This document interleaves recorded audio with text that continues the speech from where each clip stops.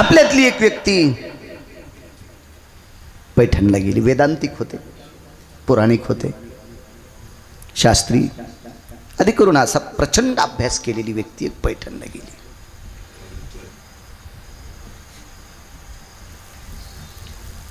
एक माहिती असावं महाराष्ट्रातल्या लोकांना.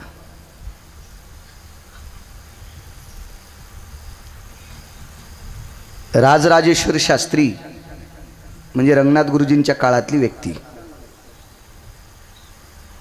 वाराणसीतले राजराजेश्वर शास्त्री, काशीतले रंगनाथ गुरुजींचा समकाळ. पण यांच्या अगोदरची जर 400 वर्षाची पिढी पाहिली ना विजू काका,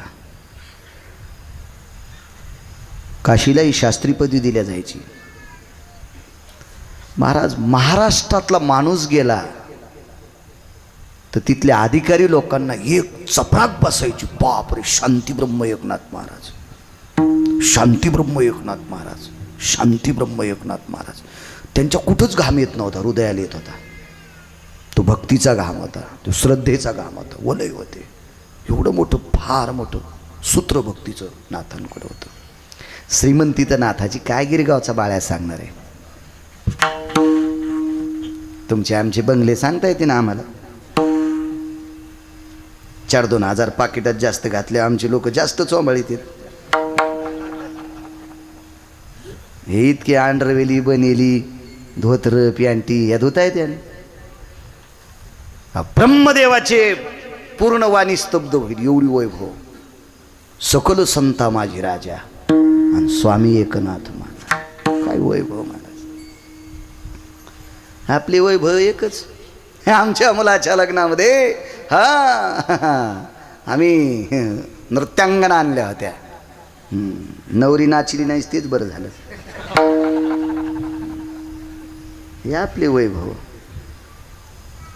काय सांगायचं महाराज, माझं लग्न मी विमानातच लावलं, तळ्याच्या बुडात नाही लावलंच बरं झालं. हे आपली हे असली वैभव. स्नानाला जात असताना 32 किलो सोन्याची छत्री, 32 किलोची. आमचा एक मित्र दिवसा अंगठ्या खालीतून संध्याकाळी शिडच्या खाली ठेवतो. म्हणलं मला चोरानं आडील्या चोटच जाईन. आणि म्हणलं येड्यावून कशाला करतो, त्याच्यापेक्षा बायकोलाच सोन्याची जोडी करणं. तू कशाला फिरवतो असं 2च अंगठ्या घाली तू येडपटू. आणि 32 किलोची छत्री. काय वैभव महाराज, हे श्रीमंतीतलं वैभव. भिकारी जरी आला तर सोन्याच्या ताटात जेवायचा. मी नम्रता सांगतोय. माझ्या ज्ञानवरांची नम्रता ऐकली, माझ्या तुकोबरांची ऐकली, माझ्या पैठणच्या मालकांची पण ऐका. ही किती मोठी लोक आहेत म्हणून भक्तीच्या यादीत आहेत. नम्रता किती यांच्याकडे. एक सामान्य व्यक्ती गेली. मी बऱ्याच वेळेस सांगितलेला प्रसंग आहे पण ऐका. आल्याबरोबर पाद्यपूजा वगैरे सगळं झालं. पाय धुण्यासाठी पाणी, बसायला गंध, अक्षता पूजन, सन्मान, स्वागत जसं तुम्ही आमचं करतात तसं नाथांनी त्यांचं पण केलं. बसायला आसन टाकलं, बसले. जेवायला काय हवंय. नाथांकडे नित्य पुरणपोळीचा स्वयंपाक असायचा. नाथांकडे पुरण शिजलं नाही असा दिवसच नव्हता. असं पंढरीतल्या मालकांचं वाक्य. 36 वर्ष. मागचं पुढचं कशाला इचकायचं आपण. 36 वर्ष पुरण शिजलं नाही असा दिवसच नाही. रोज पोळी, रोज पोळी. आमच्या इथं कोण्या महाराजांना असंच भागवतात का कीर्तनात का कशात सांगितलं ना आमच्या घरच्यानं 11 दिवस मला एक पोळी पुरणाची दिली. मी काही गोड खात नाही. पण ते म्हणले काही म्हणा तुम्ही एक छोटीशी बारीकशी पोळी पण खात जा. जाऊ द्या म्हणलं. आता बायकोच्या कसं ऐकावंच लागत असतं. कशा असं ते बघा लगेच कळतं त्याला. रोज एवढी एवढी बारीकशी पोळी करायला लावायचो. तुपाचा बोट लावायची ती घ्यायचो मी. आता 11 दिवस मी काही बोललोच नाही. मला वाटलं एक दिवस तरी वर्णन करावं नो. ते व्रत 11 दिवसाचं संपल्यावर मी एके दिवशी म्हणलं काय बेजार होते ग, काय त्रास. मी पुराणात ऐकील तर माझ्या गिरिजा काकी 36 वर्ष पंढरपुरातले मालक होते. तो रोज पुरणपोळीचा नैवेद्य होता देवाला रोज. पण तू 11 दिवस या कलियुगात मला पुरणपोळी केली म्हणजे हे काही सोपं नाही, इतकं साधं नाही. काय बेजार झालीस. ती म्हणली बाई मी काय नाही बेजार झाले. मी पहिल्याच दिवशी पुरण शिजिल तर फ्रीजमध्ये ठुलतं. गळ्याची शपथ इतकी येडपट मी बायको नाही, पण तुम्हाला राग येईन म्हणून मी तिच्यावर घेतलं. तुमची लय खसखस पिकली आहे का नाही? हा, तुम्हाला ही पंचमीत दिवाळी आली नाही का? नाही, हे सगळं तुमचं सांगायला लागलो. विठाला विठाला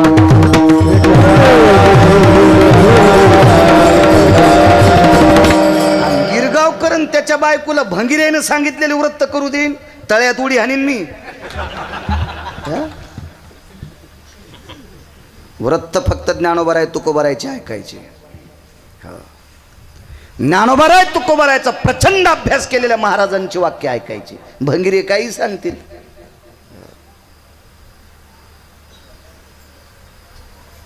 हलकटायची वाक्य ऐकायची नाही. पिढ्यानं पिढ्या मातीत जात असतात, लक्षात ठेवा. पिढ्यानं पिढ्या.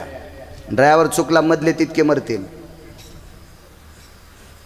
वक्ता चुकल्यावर त्याचे अनुयायी झाल्यावर पिढ्यानं पिढ्या मरतात. पिढ्यानं पिढ्या. म्हणून चुकीचं साधू निवडायचं नाही, चुकीचे व्रत नाही करायचे. काय काकींचा स्वभाव, रोज पुरण, रोज रोज रोज रोज.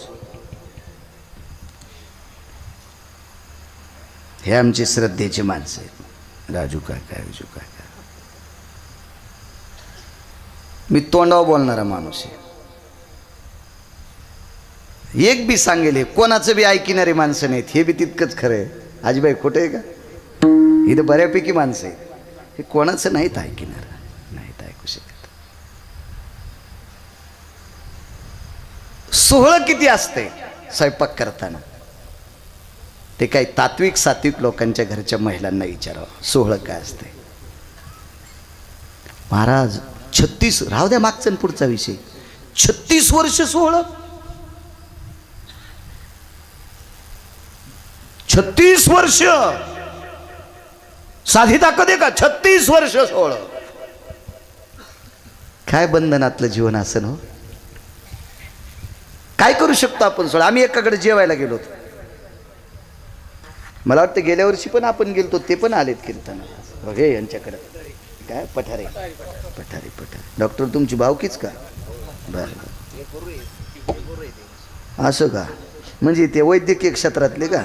हो, म्हणजे आम्हाला सांगा ना, इकडे असले तर मी बी त्याचा शिष्य होतो.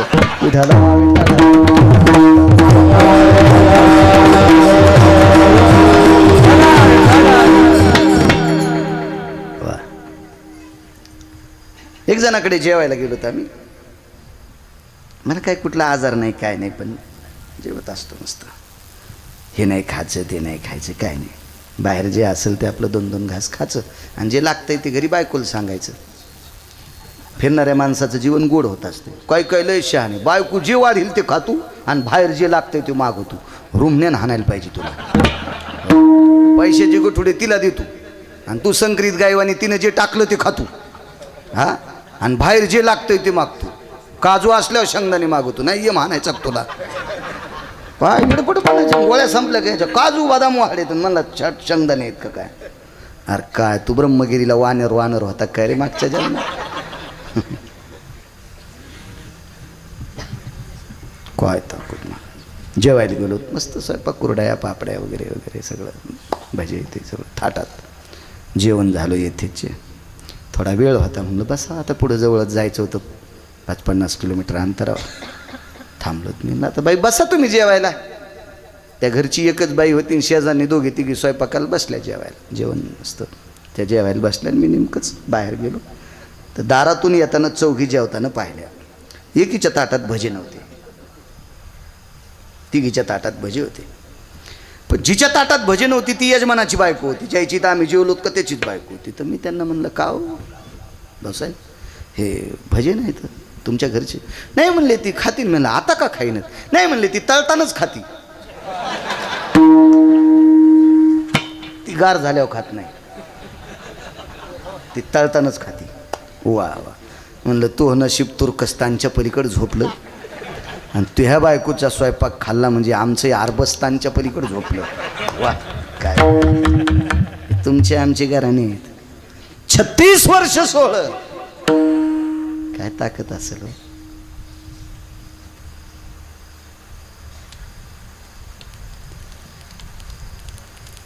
स्वयंपाकाला सांगितलं, गिरिजा जी इतक्या तापात जी शब्द जी जी. तुम्ही 7-8 माणसं अचानक घरी घेऊन जाण, बायकोला आवाज द्या, लक्ष्मी काय है. हो वा, म्हणजे उन्हाळ्यात इजा पडल्या. हो, भर चैत्रात गारगुंडाचा पाऊस, ह्या टपोऱ्या गारा माणसाच्या डोक्यावर. गिरिजा जी महाराज, 32 किलोच्या छत्री खाली वावरणाऱ्या मालकाची पत्नी रोज सकाळी 4:15 वाजता गोदावरीच्या स्नानाला, रोज सकाळी 4:15 वाजता गोदावरीच्या स्नानाला, रोज सकाळी.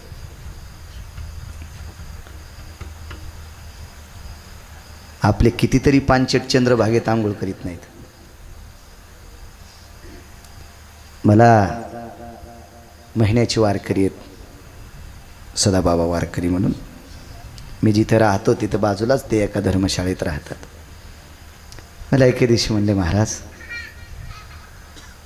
तुम्ही का नाही थोडं उजळड्यावर आंघोळ करत जा. मी म्हणलं का हो बाबा, ऐका ना म्हणे, 4 लोक ज्या महाराजाला मानतात का, त्यानं जर उजेडात आंघोळ केली तर त्याचं पाहून अजून काही नालायक 4 लोक आंघोळी करतील.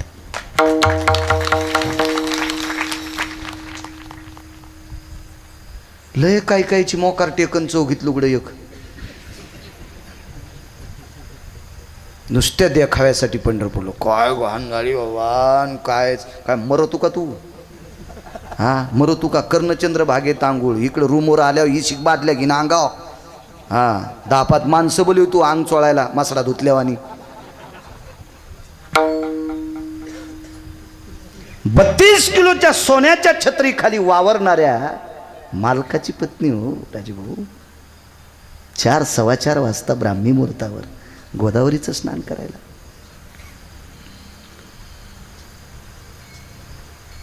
गिरिजा जी दूरचे पाहुणे आहेत, वारकरी आलेले आहेत, दूरचे महाराज आलेले आहेत जी. ठीक आहे, स्वयंपाक आटपला, सगळं झालं, जेवायला बसले. ती पंगतच होती ना, शांतीब्रह्म एकनाथ महाराजांच्या सानिध्यातली पंगत, तुकोबारायच्या सानिध्यातली पंगत, ज्ञानोबारायच्या सानिध्यातली पंगत.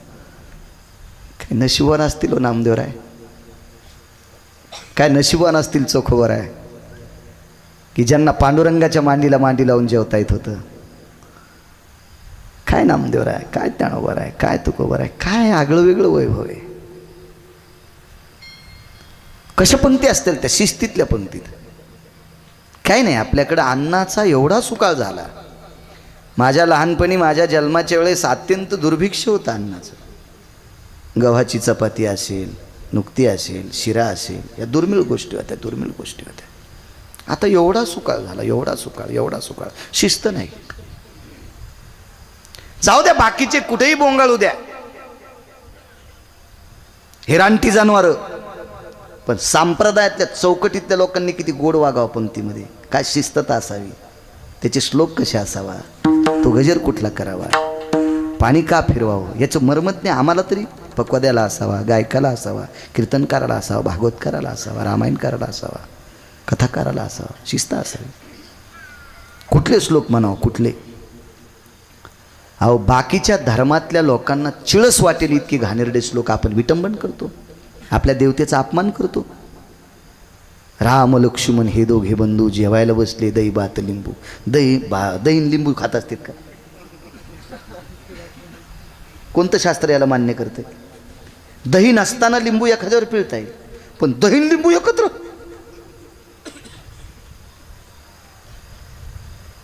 किती अपमान आहे. पुढचा अपमान बघा ना. जेवता जेवता अपमान झाला, ताटात उंदीर रिकामी जागा करून गेला.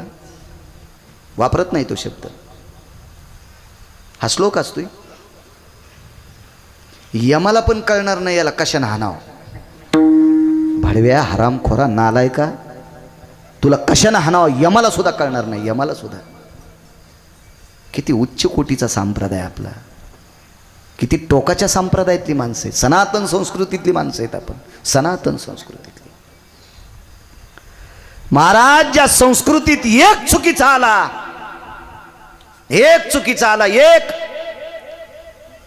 तर जीवनभर त्रास सहन केला. पण त्याचा त्रास पंक्तीत नाही सहन केला राहूचा, चंद्रन सूर्याने. आज दोघायला ग्रहण लागते हो. त्याला माहीत नव्हतं का याला दाखवणं म्हणजे आपल्याशी कायमस्वरूपी हाडवैर धरील. कायमस्वरूपी हाडवैर असलं तरी चालेल, पण तू सनातनी पंक्तीतला होतास, तुला पाणी फिरवणं अत्यंत गरजेचं आहे. आजही चंद्र सूर्याला ग्रहण लागते त्याला दाखिल्यामुळं. तो पंक्तीत बसला होता, अमृताच्या पंक्तीत. त्या पंक्तीतली माणसं आहेत आपण.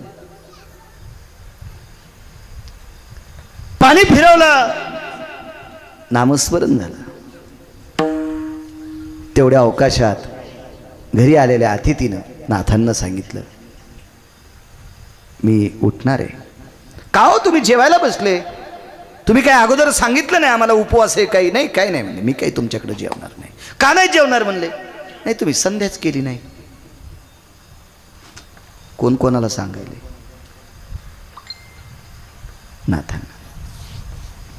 नाथांनी सांगितलं, ऐका, तुम्ही फार दुरून आमच्याकडे आलात. मी तसा एकटा कधी जेवतच नाही, पण आज तुम्ही कधी नाही येणारी माणसं आमच्याकडे आलात, ह्याच्याकरता ही 10-5 लोकंसुद्धा आमंत्रित केली. आणि सगळ्या गोष्टी तुमचा नियम होता वगैरे, पंतराळ वगैरे लावली, दुरणी लावणे, त्याच्यात वेळ गेला, त्याच्यामुळं मी विसरून गेलो. नाही, जेवत नाही तुमच्याकडे. महाराज, आईसाहेब आले, आईसाहेब आल्या. मला सांगायचं याच्याकरता नम्रता किती आमच्याकडे असावी. आज ज्या बाईची चप्पल पाहायला भेटत नाही ती बाई आम्हाला जेवायला वाढते हो. तुम्ही साक्षीला होते, तुम्ही साक्षीला होते, त्यांच्याकडे बसलो होतो.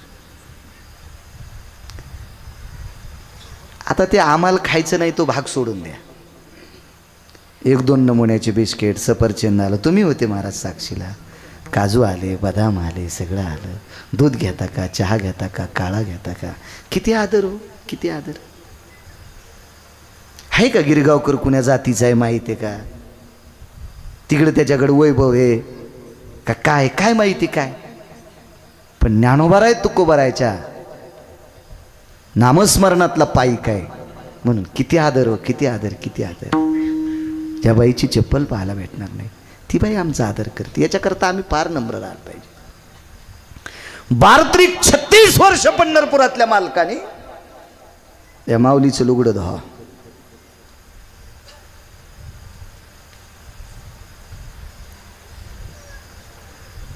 कोणत्याही मुलीनं सण संपल्याच्या नंतर माहेरात जर जास्त राहायचा आग्रह धरला तर शपथपूर्वक सांगतो तिची आई कंटाळती. बघा, तिची आई कंटाळती. काय ग बाई, तू तुझ्या तिकडं जायचं तर काय वेड्यावानी, दिवाळी झाली, पंचमी झाली, सगळ्या सण तुला आणतो आम्ही, आणि काय तुझ्या घरी सगळं वैभव आहे आणि तू काय राहते ग इथं? बांधल्या खुंटाशी धेनूचे चरणे, दिल्या घरी राहणे लेकीचे. आई सुद्धा कंटाळते, आई सुद्धा. 4-2 बाळांतपण झाल्याच्या नंतर 5व्या-6व्या बाळांतपणाला आई सुद्धा कंटाळते. ग काय ग बाई, काय कुठं देव तुझ्यासाठी झोपला ग? तुझं प्रारब्ध लिहित असताना काय देवाला झोप लागली होती बाई? काय तुझं समाधान होत नाही? 5वं बाळांतपण आहे तुझं. माय कंटाळती, माय. 36 वर्ष पंढरपुरातल्या मालकानं लुगडे धुतले हो. का नाही त्याला कंटाळा आला? त्याचं एकमेव कारण ती माऊली तितक्या दर्जाची होती. तेवढा दर्जा होता, दर्जा होता, दर्जा होता, दर्जा. उगा नाही, देव आपलासा होण्यासाठी नम्रता लागते. भक्ती या शब्दाची व्याख्या आहे नम्रता.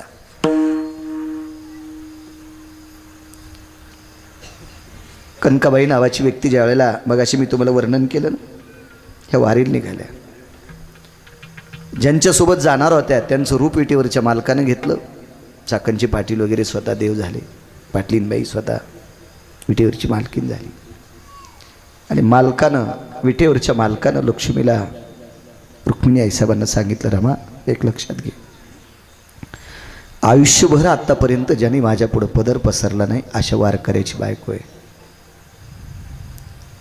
आपलं जीवन मातीत घातलं तरी पण घराला आलेल्या अतिथीला उपाशी जाऊ दिलं नाही अशा वारकऱ्याची पत्नी आहे. तुला देहूपासून पंढरीपर्यंत जितकी सेवा करता येईल तितका करण्याचा प्रयत्न कर ग, तेवढा प्रयत्न कर.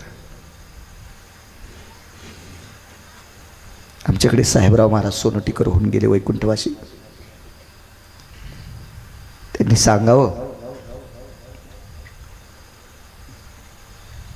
रावटी लावली होती, रावटीत कनकाबाई झोपलेल्या आहेत.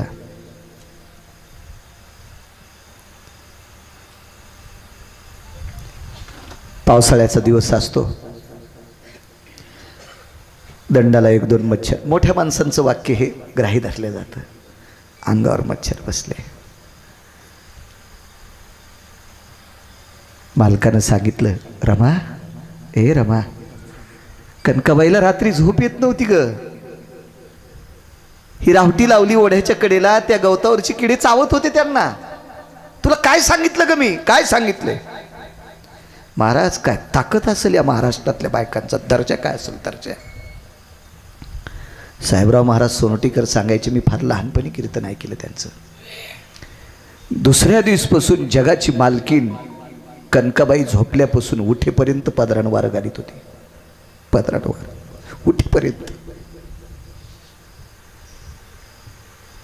माय तरी लेकराला घालीन का पाकपर्यंत वारं? माय माय घालू शकते आई सुद्धा सकाळपर्यंत वारं? नाही. काय दर्जा आहे माय तुमचा, इतका दर्जा आहे. म्हणून तुम्ही चुकीची कामं करता कामा नये. मी याच्याकरता तुम्हाला जास्त ट्रेस करतोय की तुमच्या पोटी जन्माला येणारी संतती या भारत देशाची हिरे येतं. त्याच्यामुळे तुम्ही संस्कारित असावा. तुमच्या एका स्त्रीला संस्कार नसल्यामुळे प्रभू रामचंद्राला वनवासाला जावं लागलं. काही संस्काराच्या बाहेरच्या लोकांना किंमत नसती. तुमच्याकडे कापसं लावते का? लावते. कितीच्या अंतरावर? 4 फुटाच्या. पट्टा पद्धत. पट्टा पद्धत.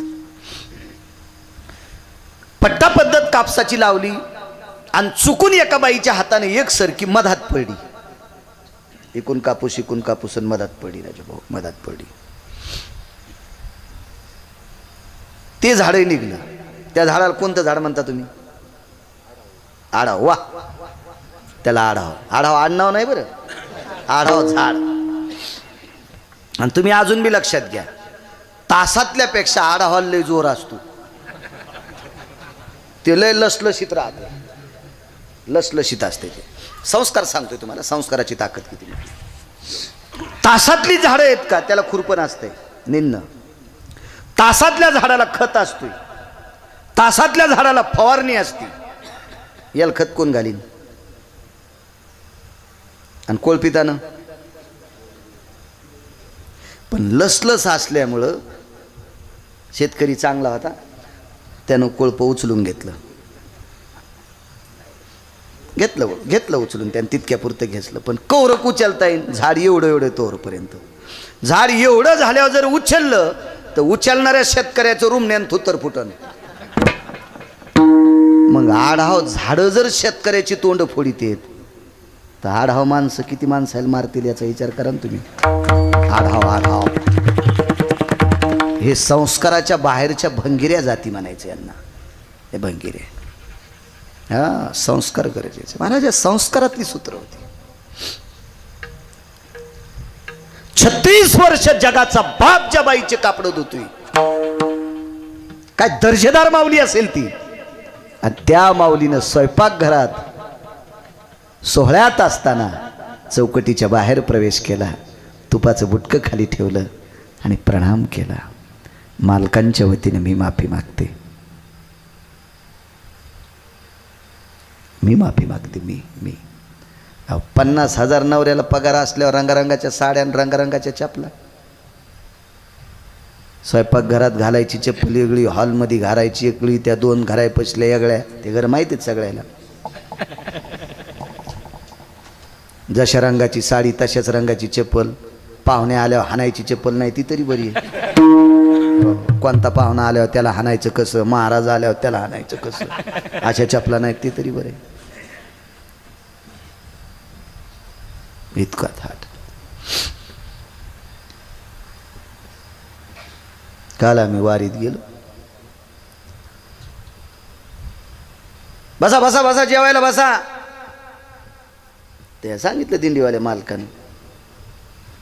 जेवायला बसा म्हणल्या पटपट पटपट टँकरला हात धुतले. हात धुतल्याबरोबर तो माणूस जो होता, जाऊ द्या, त्यानं आपल्या उपरण्याला पुसलं हात, आणि उपरणं असं मागून सुटल्यावर त्याची बायको कायच वा वा वा. मला असं वाटतं ती सोहळ्यात गेली म्हणजे पुण्यवानच असेल. तिनं हात टँकरला धुतले, नवऱ्याच्या लोंबकळलेल्या उपरण्याला तिनं हात पुसले. वा वा म्हणलं वा, आपलं पंढरपूर इथंच झालं, हिचंच दर्शन घ्या. वा वा वा वा, काय काय पुण्यवान. हिला पाहिलं की चंद्रभागेच्या आंघोळी झाल्यासारखं. पापीन कुठली.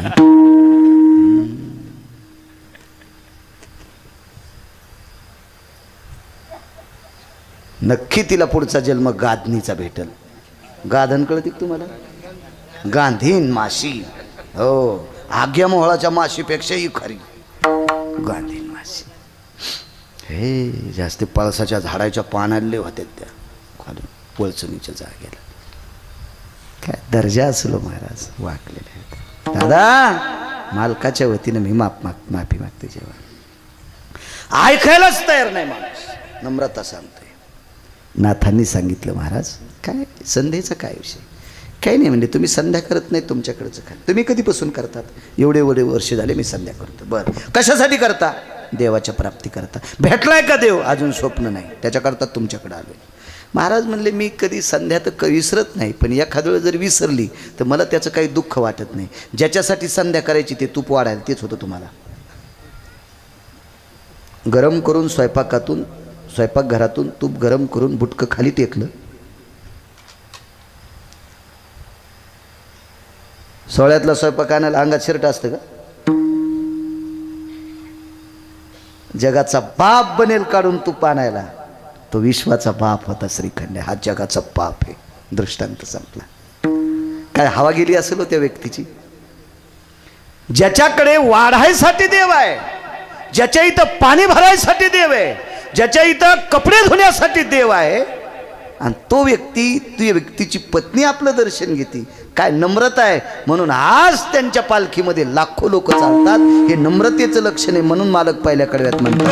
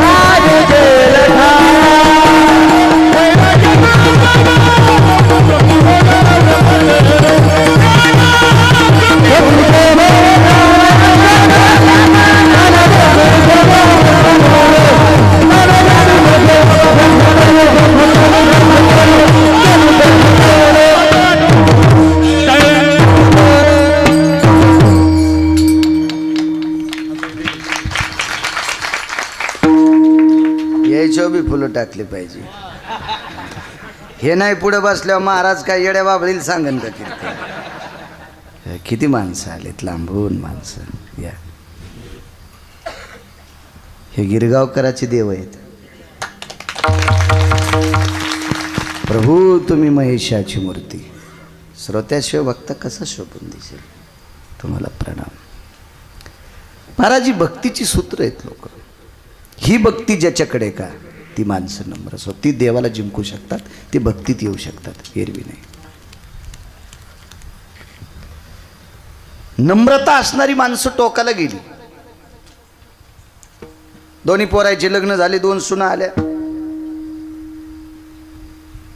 एक जरा चणचण घरची होती, म्हणजे पाचोळा होता तिच्या बापाची जरसा. पाचोळात नाही तर काय या. आणि ते दुसरं काय असतं तर संग नसतं दिलं का गतुडं बांधून. जरासा पाचोळा होता, चणचण, कॅनलच्या कडीला रानगीन सगळं सगळं पद्धतशीर. माहेर येईल, दिवाळीला गेली की भुईमुगाच्या शेंगा घेऊन येईल, उन्हाळ्यात गेली की आंबेच घेऊन येईल, 10-5 डाला होतं तिच्या बापाकडे. सणावाराला गेली तर सासूला 2-250चा चोळीचा खणच आणायची. सासूला खण म्हणजे ब्लाऊज पीस. तुम्हाला काय कळणार आहे टिकल्यावाल्याला खण कशाचा असतो.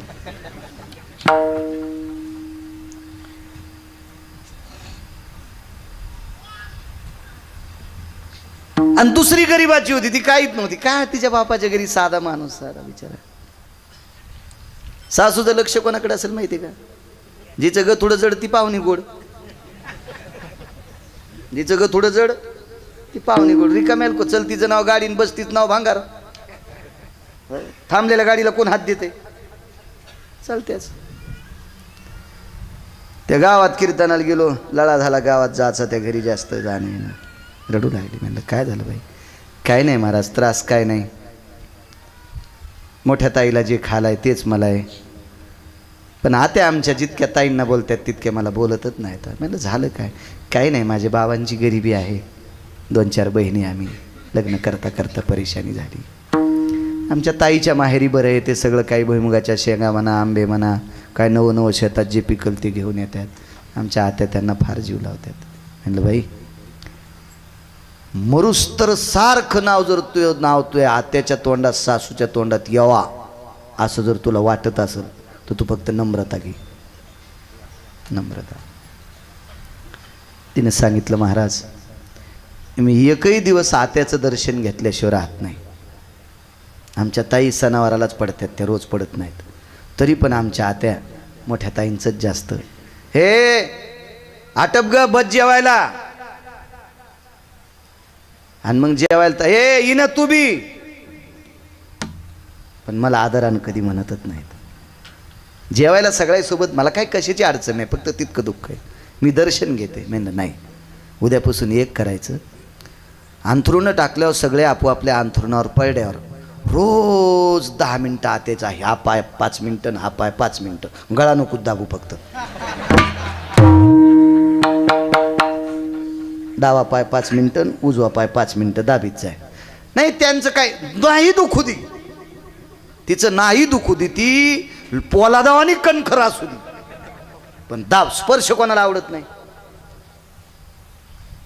तुम्ही ढेप गाईला चारा, तुमच्याकडे पेंडील ढेपच म्हणतात ना, गुळी फुळी काय असेल ते, पेंड ढेप, सरकीची पेंड वगैरे काही, म्हणजे खुराक ठेवा गाईला, गाईला म्हशीला बैलाला खुराक ठेवा. आणि खुराक चारत असताना असं जरासं चोंबाळा, ते खाणं बंद करते. हा स्पर्श पशुशी आवडे. जनावराला जर स्पर्श आवडत असेल ऋषी, तर माणसाला का आवडत नसेल?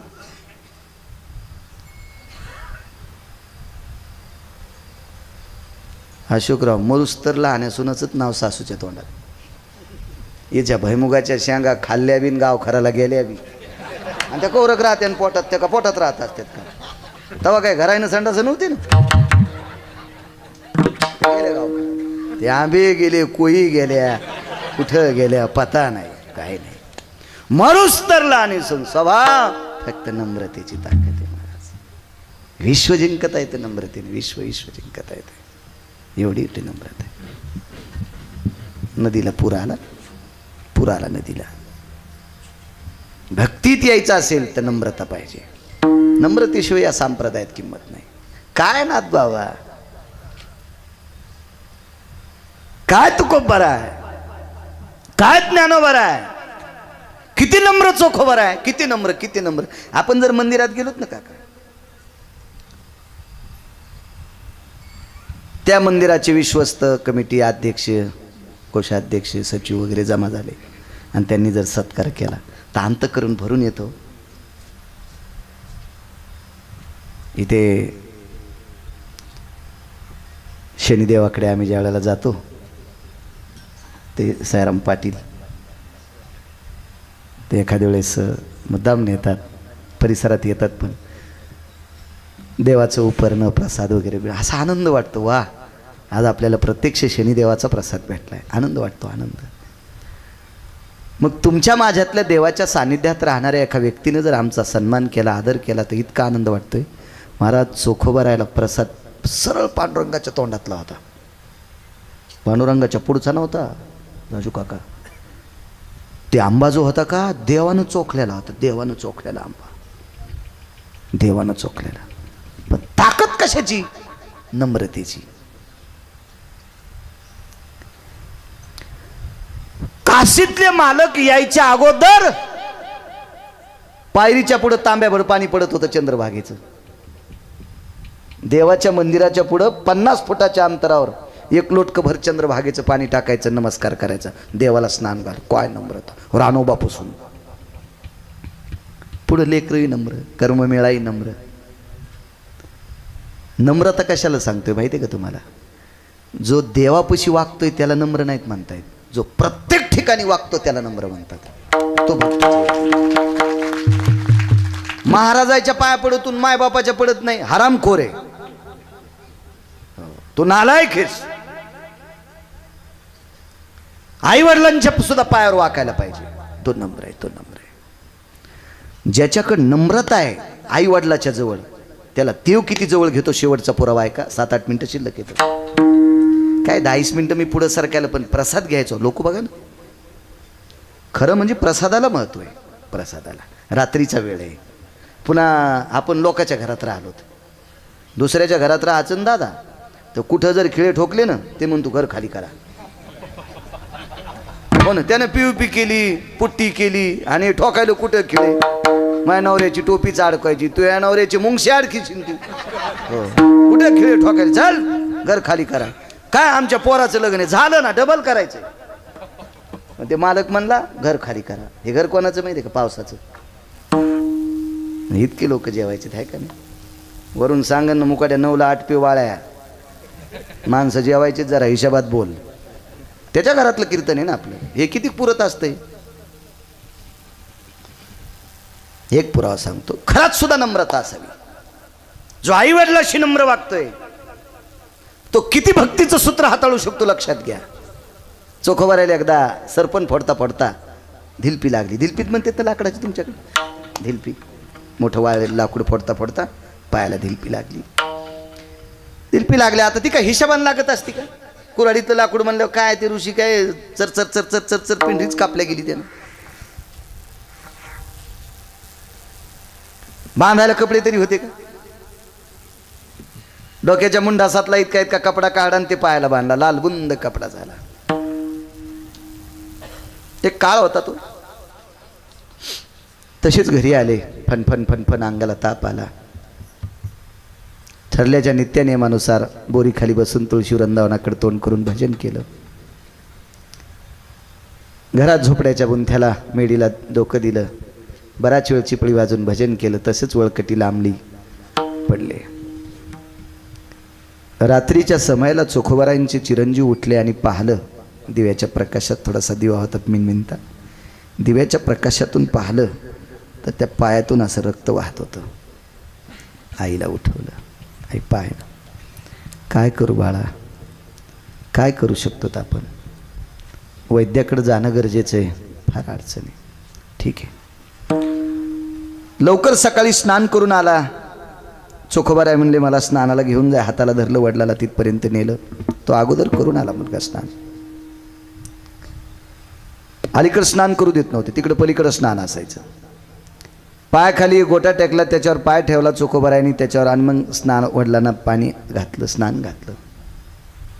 कारण चोखोबाराय जशी वागली तसाच मुलगा वागन ना पुढं.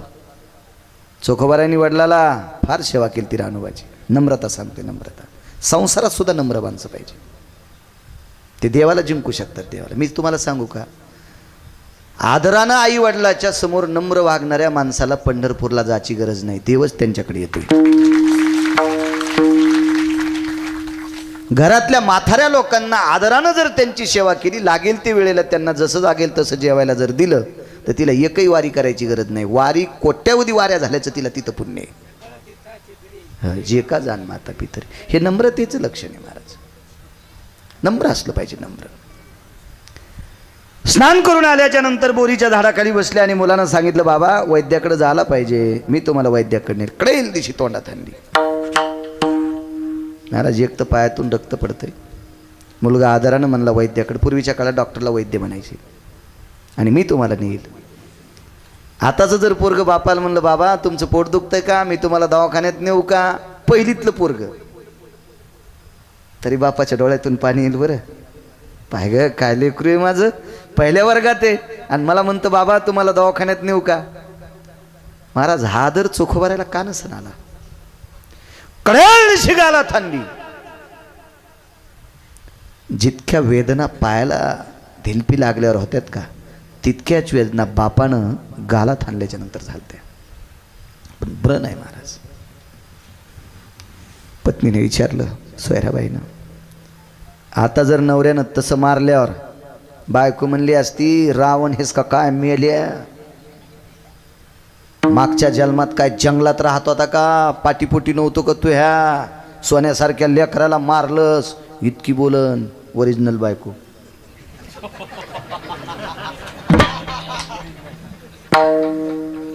इतकी बोलल, इतकी बोलल, इतकी हिम्मत नाही राजू काका, हिम्मत नाही. लाल झालाय गाल, लाल लाल लाल झालाय. थोड्या वेळाने विचारलं, धनी धनी माझं एक मत आहे, एवढा खर्च करायला ना तुम्ही, एका तरी बाईला गुण यावा, एका तरी माणसाला गुण यावा, त्याचं नाव साप्ता. नाही तर काय झालं माहिती आहे का, काजूची शेती केली आणि फुलं याच्या टायमाला उन्हाळा पडला. काय नाही, ते शीन येत असतो. शीन आपण जे पिकवलं का याचं फळ यावं, फळ फळ यावं. नाही तर बांड कणस काय मग ते जनावराच्या कामी. ज्याला कणीस येत नाही त्याच्यावरला काय म्हणतात तुमच्याकडे, बांडच म्हणतात ना. हो बांड, बांड. बांडीचा कडबा पालेदार पण दाणे नाही. हा मग ती बांड काय कामाचं नाही. आपण एवढं मोठं करायला लागलो होतो, सद्गुण अंत करण्यात यावं. एका तरी मुलानं आई वडिलाचं दर्शन घ्यावं.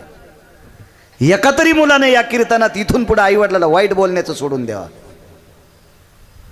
आपला सप्ताह सफल झाला. नाही तर काही नाही, नळी पुंकिली सोनारे आणि इकडून तिकडे गेले वारे. कीर्तनात मायबापाविषयी सांगणारा हरामखोर महाराज जर मायबापाच्या पाया पडत नसेल आणि त्या भडव्याला जर तुम्ही दक्षिणा देत असताल तर दक्षिणा देणाऱ्याच्या घराला कुलूप लागेल. आम्ही किती नम्र असलो पाहिजेत काका, किती आईवडिलाविषयी नम्र असावा आम्ही, किती किती. आणि आम्हीच जर तुम्हाला माईकवर सांगण्यापुरतं आईवडिलांचं प्रेम सांगू आणि घरी आम्ही त्यांना सांभाळीत नसेल आणि तरी तुम्ही आमचे कीर्तन ठेवत असताल तर निश्चित तुमच्या गोळ्या संपल्यात. तुम्ही ज्या डॉक्टरकडे जाताल ते डॉक्टर पण पागल होईल तुम्हाला तपासता तपासता. कशाला सत्य करायचे, कशाला भागवत, कशाला रामायण, कशाला प्रवचन, कशाला व्याख्यान. कळेल दिशी गाला थांबली. राग शांत झाल्यावर विचारलं, धनी काय ग. बाळाने विचारलं होतं वैद्याकडे नेऊ का. पाहिलं तिकडं तर पोरग समोर नव्हतं. बोरीच्या बुंथ्याकडे पाठ केली, पत्नीकडे चेहरा केला, ढास ढास ढास चोखवारे रडले. स्वैरा लेकराविषयी तळमळ आहे ग.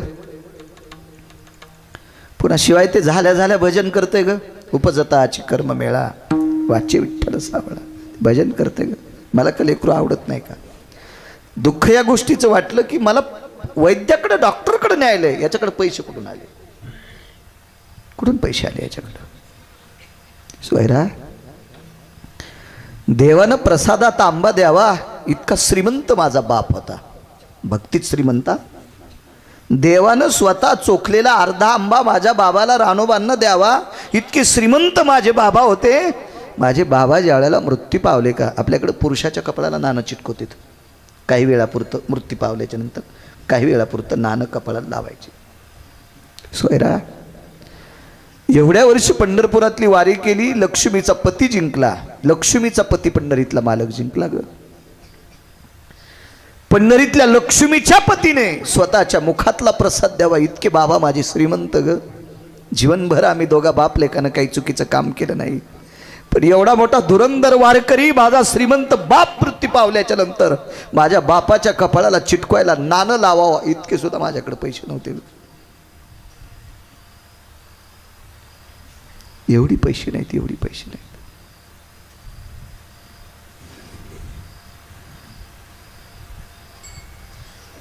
धारोडकर शास्त्रीचं एक उदाहरण ऐकील तर,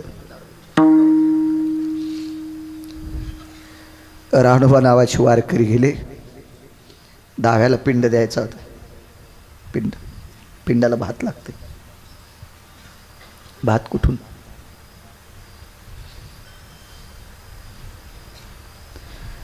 राणोबा नावाचे वारकरी वडील वारल्याच्या नंतर 7व्या दिवशी एका श्रीमंताचं सरपण फोडलं. श्रीमंताचं सरपण सुतकात बाप पेल्यावर सरपण फोड, परसाच्या बाहेर सरपण फोड, सुतकात येऊ द्यायची ताकद आहे.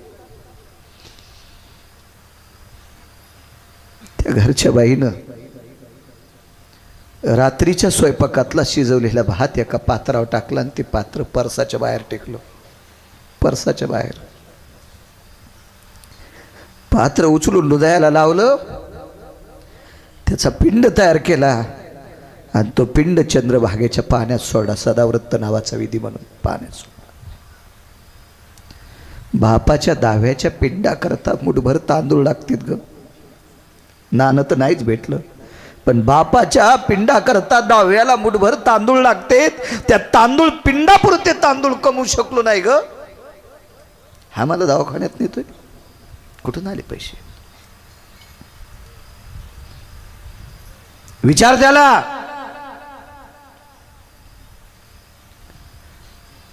झोपडीच्या पल्याड बसलेलं पोरग जवळ आई गेली, रडून रडून डोळे मुठीसारखे झालते. आपलं काहीतरी चुकलंय, आज बाबांनी आपल्याला मारले. काय स्वभाव महाराज नम्र, तितकं मारूनही डोळ्यात डोळे घालून पाहायची ताकद नाही. किती नम्रता असेल, काय लवचिकता असेल, काय सात्विकता असेल. आई जवळ गेल्याबरोबर पदराला धरलं, पदराचा गोळा करून तोटात धरला. हुंदके देता येत नव्हते. काय झालं गाई? बाळा मला एक विचारायचं रे, तू बाबांना म्हणला वैद्याकडे डॉक्टरकडे नेतो, तुझ्याकडे पैसे आहेत? माझ्याकडं. बाळा कोणाची चोरलीस रे?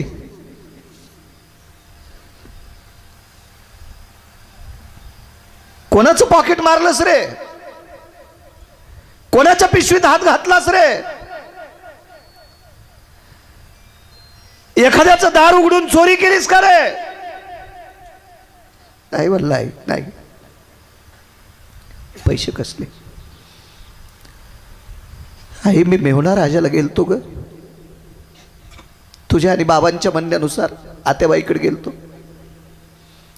माझ्या आत्याबाईनं, तुझ्या ननंदेनं, बाबांच्या ताईनं, माझ्या बाबांना त्यांच्या बहिणीनं सोन्याची साखळी असलेली राखी केलती. श्रीमंत होती चोखोबरायची बहीण, 450 एकर जमीन त्या काळात. राखीला दोरा होता सोन्याचा. भाऊ तर आला नाही म्हणून भावाच्या पोराला आदरानं आत्याबाईनं मला सोन्याचा दोरा असलेली राखी बांधली. गाई ती राखी मी कधीपासून ठेवून दिलेली. ती राखी जर सोनाराच्या दुकानात विकली तर त्याचे पैसे येतील आणि बाबाला दवाखान्यात नेईल. काय वाटलं असलो आईला ऐकल्यावर? पदर तोंडाला लावून बाई सांगायला आल्या, मालक ननंदबाईनं तुमच्या ताई साहेबानं सोन्याची साखळी असलेली राखी आपल्या कर्ममेळाला बांधली होती. ती राखी ऐकून हृदय वडील चोखवर आहे. देवा काय अपराध केला रे, काय चिबुकल्या बालकाला मारलं रे. त्याच्यावर 1.5 महिन्याला जी एकादशी आलती का, 1.5 महिन्याच्या नंतर हा प्रसंग झाल्यावर जी 1.5 महिन्याला एकादशी आलती ती एकादशी होती सोमवारची. आणि त्या सोमवारच्या एकादशीची द्वादश मंगळवारी. या मंगळवारी दुपारी 11:15च्या सुमारास पंढरपुरातल्या मालकानं तो कर्ममेळा मांडीवर घेतला होता. जेवायला मांडीवर, कर्ममेळा मांडीवरी. ताकद कशाची सज्जनांनो? आई बापाच्या समोर नम्र राहायची ताकद आहे. हे भक्तीचं लक्षण आहे. म्हणून जगाचा बाप जिंकला. भक्ती ते नमन वैराग्य.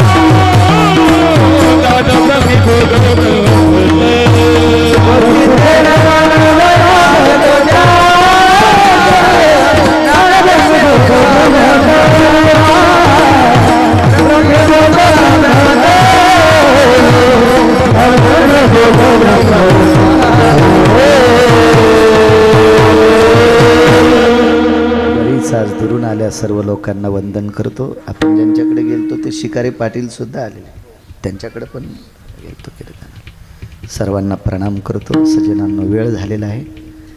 विठोबा रखुमाई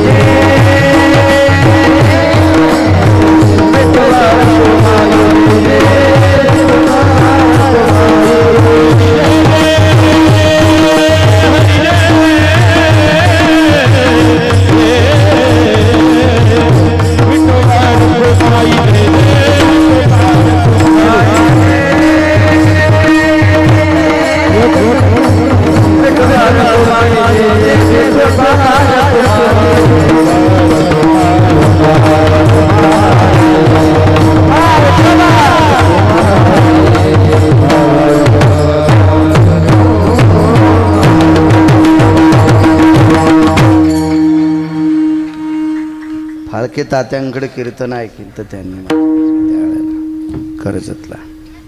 उपस्थित सर्वांना प्रणाम करतो. फक्त अर्धा ते पाऊण मिनटं भीक मागतो. श्रावण महिना आहे. माझ्या काशीतल्या मालकांचं अधिष्ठान असते या मासामध्ये. म्हणून ज्याला शक्य असेल, म्हणजे ज्याचा असे हात वाकत आहेत, खालीवली होते, त्यानं फक्त हातवरी करा आणि अर्धाच मिनटं नमः शिवाय ओम